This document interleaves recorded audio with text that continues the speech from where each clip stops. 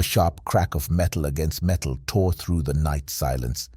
Martin Chen dropped his mop and ran, his worn work boots slipping on the hospital's waxed floor. Through the emergency room glass doors, he saw it. A mangled car, smoke rising from the hood, and a teenage boy trapped in the driver's seat, his face covered in blood. His hands trembled. He had only seconds to decide. Getting into that car meant being seen, recognized, exposed. But the kid's screams cut through the cold November air like knives. And Martin Chen, the invisible janitor who spent his days cleaning stains nobody else wanted to touch, had made impossible choices before. This would be just one more. Or would it be the one that finally destroyed him? 6 years earlier, Martin Chen was a different person. Dr. Martin Chen, cardiovascular surgeon, steady hands, impeccable reputation. He had a riverside apartment, a silver Audi, invitations to dinner parties where the wine cost more than most people's monthly rent. He had everything. And then, on an ordinary Tuesday morning, it all vanished. A single accusation from Sarah Mitchell, the hospital's ambitious new administrator, claiming he'd falsified patient records to cover up a surgical error. The words medical fraud and patient endangerment appeared in bold letters across his license review. He tried to fight it, spent every dollar he had on lawyers who promised justice but delivered nothing but invoices. The medical board moved fast, suspended his license pending investigation. His colleagues stopped returning calls. His fiancée left. The investigation dragged on for 18 months before they finally cleared him, but by then the damage was done. No hospital would touch him. His name, when Googled, was forever linked to words like investigation and allegations. Even with his license reinstated, he was radioactive.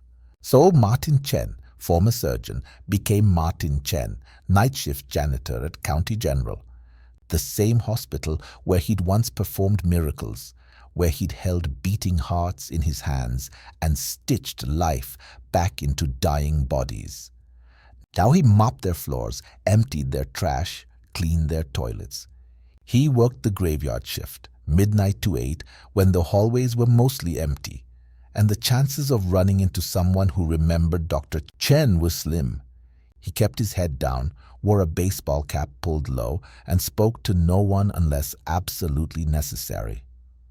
His studio apartment was in a neighborhood where car alarms were lullabies and gunshots were punctuation marks. Every paycheck went toward rent, ramen noodles, and the slowly shrinking mountain of debt from his legal battles.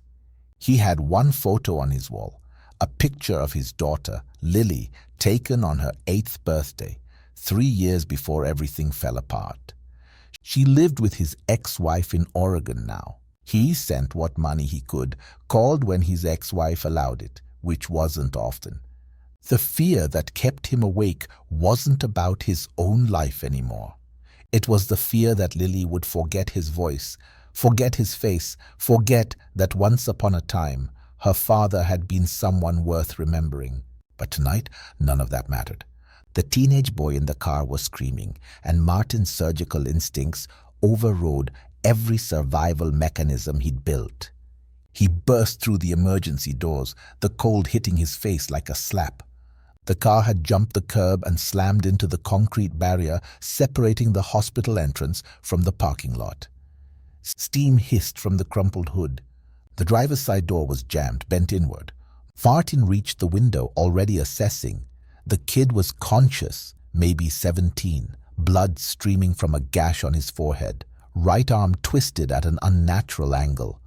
But it was the smell that made Martin's stomach drop. Gasoline! A puddle was forming under the car, spreading like an oil painting across the asphalt. "Can you move?" Martin's voice was steady, that surgeon's calm he thought he'd lost. The boy's eyes found his, wild with panic. "My leg's stuck. I can't. Oh God, I smell gas." "Look at me," Martin commanded. "Look at me, not the gas. What's your name?" "D. Dillon. Dillon Mitchell." The boy's voice cracked. Please, I don't want to die. Please. Martin's heart stopped. Mitchell. The name hit him like a physical blow, but there was no time. He grabbed the door handle, planted his foot against the car's body, and pulled with everything he had. The door groaned but didn't budge. His janitor's hands, soft now from holding mops instead of scalpels, started to bleed as the metal cut into his palms. He pulled again, his back screaming, his vision blurring. Nothing. The gasoline puddle was growing. Somewhere in the distance, sirens wailed, but they weren't close enough. They were never close enough. I'm going to break the window, Martin said. Cover your face. He didn't wait for a response. He grabbed a piece of broken concrete from the barrier, turned his face away, and slammed it into the window. The glass exploded inward. Martin reached through, feeling for the door's internal mechanism, and found it. The door clicked and he wrenched it open, the metal shrieking. Dylan's left leg was pinned under the crushed dashboard. Martin assessed in seconds, not arterial bleeding, no bone protruding, but the boy couldn't pull free on his own. This is going to hurt, Martin said, already positioning himself. On 3, 1, 2. He didn't wait for 3. He pulled Dylan out in one swift motion, the way he'd been taught in trauma rotations decades ago, supporting the injured arm, cradling the head. Dylan screamed, but he was out. Martin half carried, half dragged him 20 feet away, just as a small flame flickered to life under the car's hood. They collapsed on the cold ground, both gasping. Martin's hands were shaking uncontrollably now, covered in blood, some his, some Dylan's. The EMTs arrived 30 seconds later, just as the car's engine caught fire for real. They swarmed Dylan, efficient and professional, loading him onto a gurney. One of them turned to Martin. You okay? Let me check those hands. I'm fine, Martin said, already backing away. Just a janitor. Was cleaning inside, heard the crash. He tried to slip back toward the hospital entrance, back into the shadows where he belonged. But Dylan grabbed his wrist with his good hand, surprisingly strong. Wait, you saved me. What's your name? Martin hesitated. Every instinct screamed to lie, to disappear. But the kid's eyes were so sincere, so grateful, so terrifyingly young. Martin, he said quietly. Martin Chen. Thank you, Martin Chen.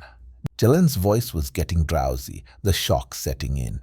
My mom, someone needs to call my mom. Sarah Mitchell, she's probably still at work. She works late, always works late. The EMT was already on his phone, and Martin felt the ground tilt beneath him. Sarah Mitchell, of course it was her kid. Of course the universe would twist the knife exactly like this. He watched them wheel Dylan through the emergency doors, watched the organized chaos of the trauma team taking over. And then he did what he'd become very good at. He vanished. Back to his janitor's closet, back to his mop and bucket, back to being invisible. But 45 minutes later, she arrived. Martin was in the third-floor hallway, emptying a trash bin, when he heard her voice. That voice. Sharp, commanding, the voice that had ended his life. Where is he? Where's my son? She burst out of the elevator, still in her business suit, her heels clicking against the floor Martin had just mopped. She looked older, lines around her eyes he didn't remember. Her dark hair pulled back so tight it must have hurt. But it was unmistakably her, Sarah Mitchell, the woman who'd built her career on the rubble of his. She didn't see him. Why would she? He was just the janitor, invisible in his grey uniform, pushing his cart to the side to let her pass. She rushed toward the nurse's station, her voice rising. Dylan Mitchell, 17 car accident. Where is he? Martin should have walked away, should have finished his shift, gone home, forgotten this ever happened. But instead, he found himself following her at a distance, watching as the doctor came out to talk to her, watching as her rigid control crumbled and she actually cried, watching as they let her into Dylan's room. And something in Martin's chest, something he thought had died years ago, twisted painfully. She was terrified. Whatever else she was, whatever she'd done to him, in this moment she was just a mother, terrified for her child. Martin cleaned the same section of hallway 3 times, staying close enough to overhear. Dylan was stable. Broken arm, 15 stitches in his forehead, badly bruised leg, but he'd be fine. The doctors kept talking about how lucky he was, how if someone hadn't pulled him out when they did, before the fire spread. Sarah's voice, when she finally spoke, was barely audible. Who pulled him out? A janitor, apparently, the doctor said. One of the night shift guys. Didn't leave a name with the EMTs. Real hero, though. That car went up in flames pretty good. Martin turned his cart around and headed for the elevator. He'd heard enough. But as he passed Dylan's room, the door was open, and Dylan saw him. That's him. Dylan's voice carried into the hallway. That's the guy who saved me. Martin. Martin froze. Every nerve in his body screamed run, but his feet wouldn't move. Sarah Mitchell stepped out of her son's room, and for the first time in 6 years, they were face to face. He watched the recognition dawn slowly in her eyes. She went pale. Her mouth opened, but no sound came out. The moment stretched, terrible and endless. You, she finally whispered.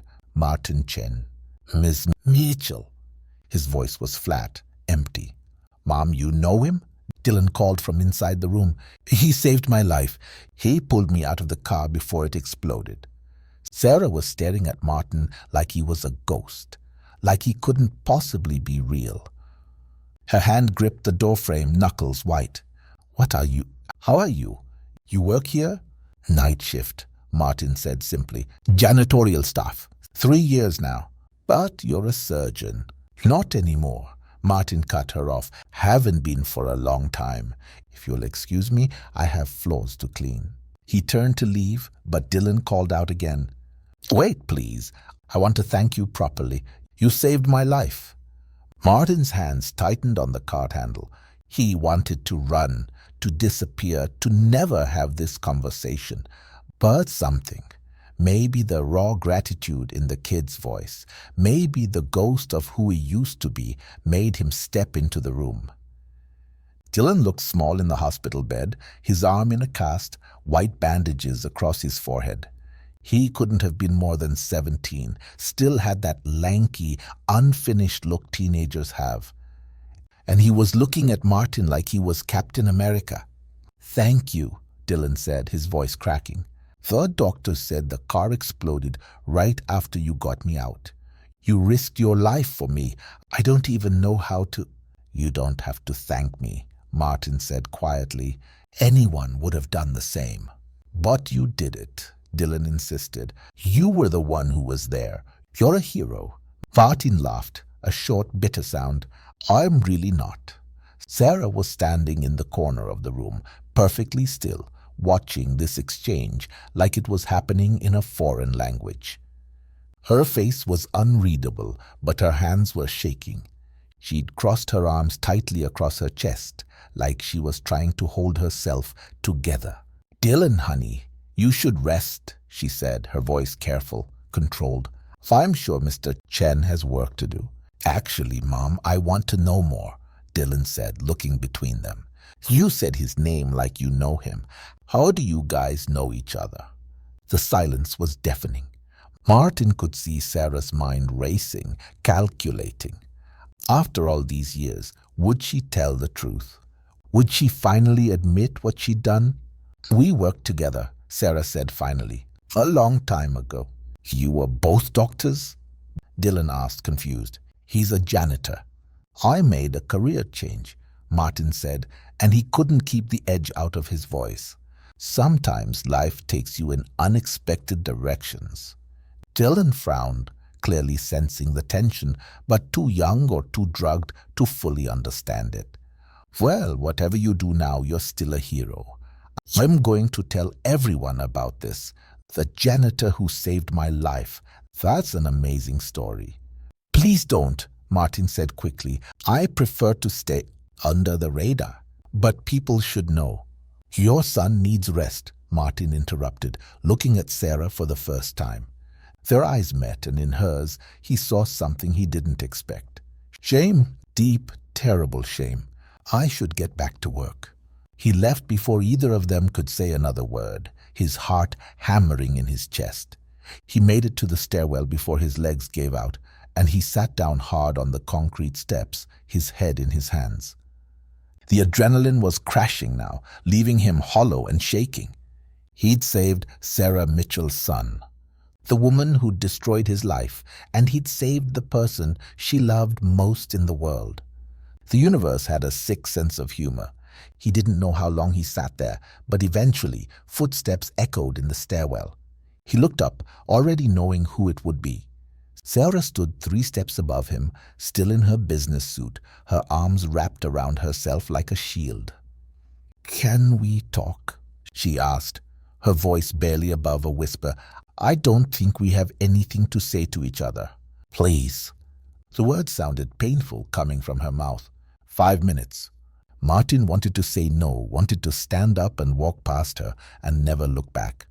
But he was so tired, tired of running, tired of hiding, tired of carrying the weight of what she'd done to him. "Why?" he asked. "Why do you want to talk now?" Sarah sat down on the step, leaving a careful distance between them. She stared at her hands, and when she spoke, her voice was thick. "Because you saved my son's life tonight. Because you had every reason to walk away, to let someone else help him, and you didn't. Because I owe you more than I could ever repay, and the debt I owed you before tonight was already crushing me." Martin laughed again, that same bitter sound. "Is this the part where you apologize? Where you tell me it was all a misunderstanding? That you didn't mean to destroy my career, my reputation, my entire life?" "No," Sarah said quietly. "Because it wasn't a misunderstanding. I knew exactly what I was doing." The admission hung in the air between them, heavy and terrible. Martin felt something crack in his chest. "Why?" His voice broke on the word. "Why did you do it? I never did anything to you. I falsified nothing. That patient died because his heart was too damaged, not because I made a mistake. The autopsy proved it. Everything proved it. But you still—" "I know," Sarah whispered. "I know you were innocent. I knew it then." "Then why?" Martin's voice rose, echoing in the stairwell. "Why would you ruin an innocent man's life?" Sarah's face crumpled, tears finally spilling over. "Because I was desperate. Because I had just been promoted to administrator, and there was a lawsuit from that patient's family threatening to bankrupt the hospital." The board was panicking, looking for someone to blame, someone to throw under the bus to appease the lawyers. "And you were the surgeon. You were brilliant, successful, confident. You had everything. I thought you'd survive it. So I thought with your reputation and your lawyers, you'd fight it and win, and the hospital would be protected and everything would be fine. I didn't think they'd actually suspend your license. I didn't think it would destroy you. I was wrong. I was so wrong." Martin stared at her, unable to process what he was hearing. "You sacrificed me to save the hospital's budget." "Yes." "You knew I was innocent and you let them destroy me anyway." "Yes." "And you thought I'd just bounce back?" "That being accused of medical fraud and patient endangerment wouldn't follow me for the rest of my life." Sarah was crying openly now, her carefully constructed armor shattered. "I told myself you'd be fine. I told myself you were strong enough to handle it. I told myself a lot of things to sleep at night, and then I watched what actually happened to you. I watched you lose everything. I watched you disappear. And I've been living with what I did every single day since." "Good," Martin said coldly. "You should live with it. Do you have any idea what you took from me? I don't just mean the career, I mean my daughter. My daughter Sarah. She was 11 years old when this happened. Her friends' parents wouldn't let them come to her birthday party because their father might be a dangerous doctor. My ex-wife got full custody because I couldn't provide anymore. I haven't seen Lily in person in 4 years. 4 years, She's 15 now, and I'm just a voice on the phone twice a month if I'm lucky. You didn't just take my career, you took my child. Zora's sobs were the only sound in the stairwell now, harsh and broken. I'm sorry, she gasped. I know it's not enough. I know it doesn't fix anything, but I'm so sorry. Sorry doesn't give me back 6 years. I know. Sorry doesn't let me practice medicine again. I know. Sorry doesn't bring my daughter back. I know. Sarah wiped her face with shaking hands. After what you did tonight, saving Dylan when you had every reason to walk away, I can't. I can't carry this anymore. Tell me what I can do. Tell me how to make this even slightly right. Martin stood up, his body aching, his hands throbbing where he'd torn them on the car door. There's nothing you can do. It's too late. The damage is done. I'm not Dr. Chen anymore. I'm just Martin, the night janitor, and that's all I'll ever be now. He started down the stairs, but Sarah's voice stopped him. What if it wasn't too late? He turned, looking at her over his shoulder. What? What if I could help you get your license back? Help you practice again?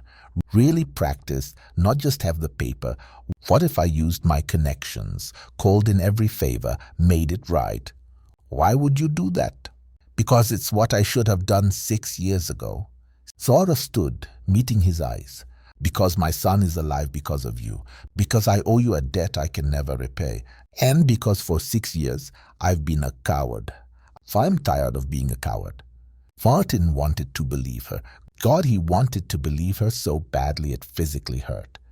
But belief was a luxury he'd lost a long time ago. People don't change, Sarah, and the system doesn't forgive. Once you're marked the way I was marked, it's permanent. Let me try, she said. Please, let me at least try. He studied her face, looking for the lie, looking for the angle. But all he saw was genuine desperation, the same desperation he'd seen on her face when she'd arrived at the hospital, terrified for her son. Maybe people didn't change. Or maybe sometimes something happened that cracked them open and forced them to face what they'd become. I'll think about it, he said finally. That's all I can give you right now.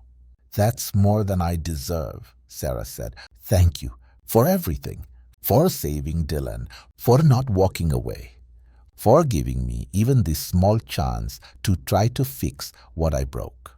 Martin nodded once and continued down the stairs, his footsteps echoing in the empty space. He didn't look back. The next 2 weeks passed in a strange blur.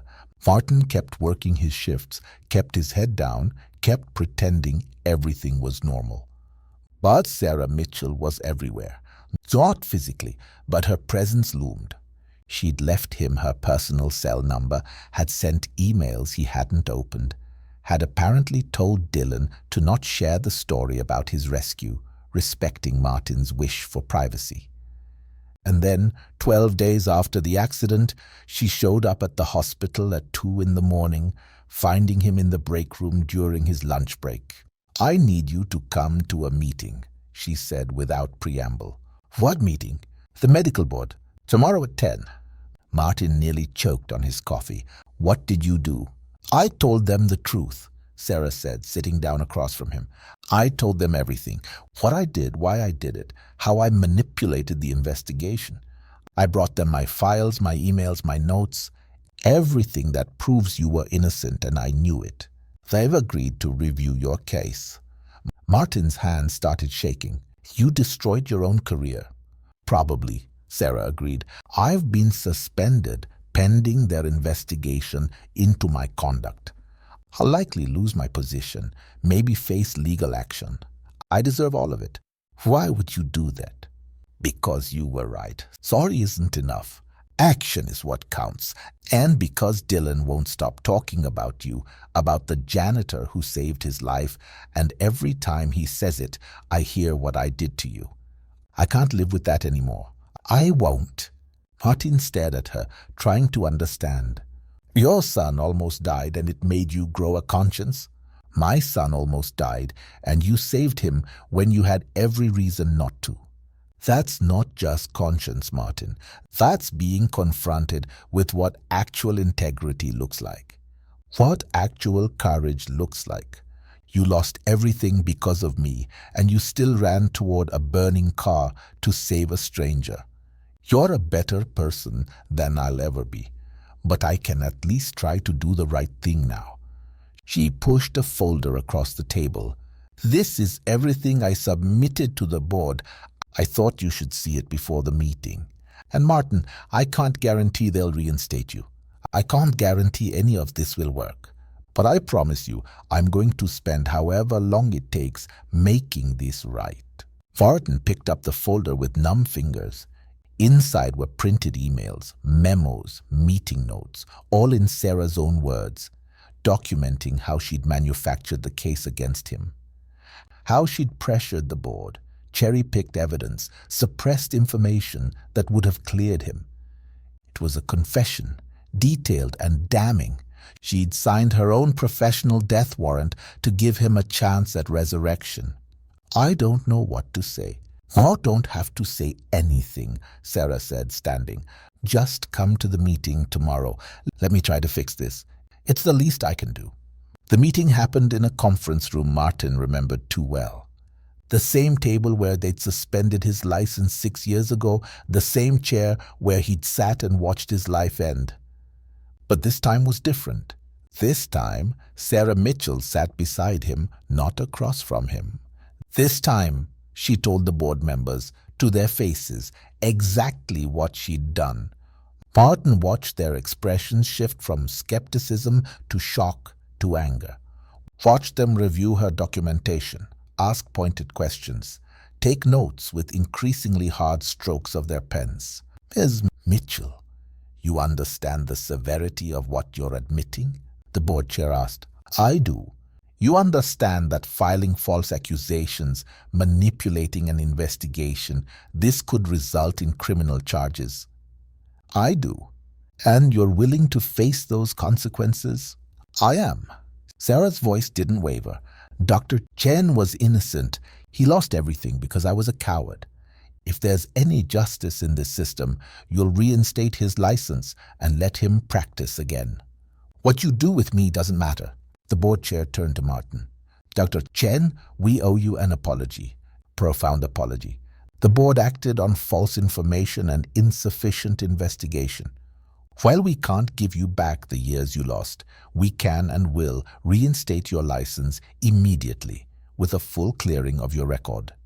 We'll also be issuing a public statement correcting the record. Martin couldn't breathe, couldn't think, couldn't process what he was hearing. Immediately, today, the board chair confirmed. We're also prepared to discuss compensation for damages, though I understand nothing can truly compensate for what was taken from you. Martin looked at Sarah.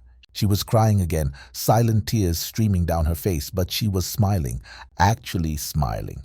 Thank you, Martin managed to say. Thank you. The reinstatement was immediate, but getting back to practicing medicine was slower. No hospital wanted to hire a surgeon who hadn't operated in 6 years, license or no license. Martin spent 3 months in refresher courses, retraining, proving himself all over again. Sarah helped, calling in favors, opening doors, using what remained of her reputation.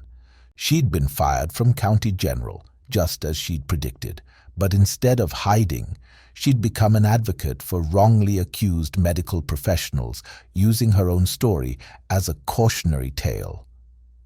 Dylan, her son, had become one of Martin's biggest cheerleaders. The kid visited him regularly, brought his friends to meet the janitor hero who turned out to be a secret surgeon. He was funny, earnest, and reminded Martin painfully of Lily at that age. And finally, Martin got a call. County General, in a twist of irony, wanted him back. Not as a janitor, as an attending cardiovascular surgeon. The new administrator, a woman named Patricia Rodriguez, had been friends with one of Martin's former colleagues and had followed his case. "We want you back where you belong, Dr. Chen," she said. If you'll have us. Martin accepted. His first day back in scrubs felt like stepping into a memory. His hands knew the movements even after 6 years. The rhythm of the OR, the focused intensity, the beautiful precision of surgery. It all came flooding back.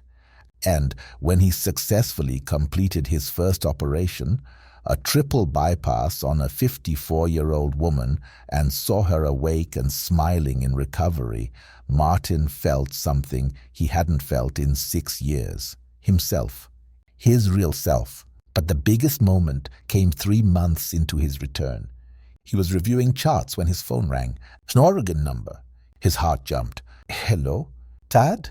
Lily's voice, older now but still unmistakably his daughter. Lily. Hi, sweetheart. Mom showed me the articles about you, about what really happened. She was crying. I'm so sorry. I'm so sorry I didn't understand. I thought you'd done something wrong. I thought you'd abandoned us. Never, Martin said, his own voice breaking. I never abandoned you. I would never abandon you. Can I come visit? Lily asked. Can I come see you? Mom said it's okay. She said she was wrong about everything. Dad, I want to see you. Yes, Martin said, tears streaming down his face. Yes, please, please come. 3 weeks later, Martin stood in the airport arrivals, his heart in his throat. And then she was there. Lily, 15 years old, almost as tall as him now, with his eyes and her mother's smile. She dropped her bag and ran to him, and Martin caught her, holding his daughter for the first time in 4 years. I missed you so much, she sobbed into his shoulder. I missed you too, Martin whispered, every single day. They stood there in the middle of the airport, holding each other, and Martin felt the pieces of his broken life start to knit back together. It would take time. There were years to make up for, trust to rebuild, wounds to heal. But for the first time in 6 years, Martin Chen believed it was possible. Dylan's accident hadn't just saved his life. Somehow, impossibly, it had saved Martin's too. Not because of the accident itself, but because of the choice Martin made in that moment. The choice to run toward the fire instead of away from it. The choice to save a stranger even when it cost him. The choice to be a doctor even when the world had told him he wasn't one anymore. And Sarah, who had spent 6 years running from what she'd done, had finally stopped running. She'd faced the truth, accepted the consequences, and fought to make things right. She'd lost her career but found something more valuable, the ability to sleep at night. 6 months after his reinstatement, Martin was scrubbing in for surgery when his phone buzzed. A text from Sarah. Dylan got accepted to his first choice college. He wants to study medicine. Says he was inspired by a janitor who knew more about saving lives than saving face. Thank you for showing my son what real courage looks like. Martin smiled and pocketed his phone. He stepped into the OR, his hands steady, his purpose clear. Dr. Martin Chen was back. Not because someone gave him permission, but because he'd never really left. He'd just been waiting for the world to catch up, and now finally it had.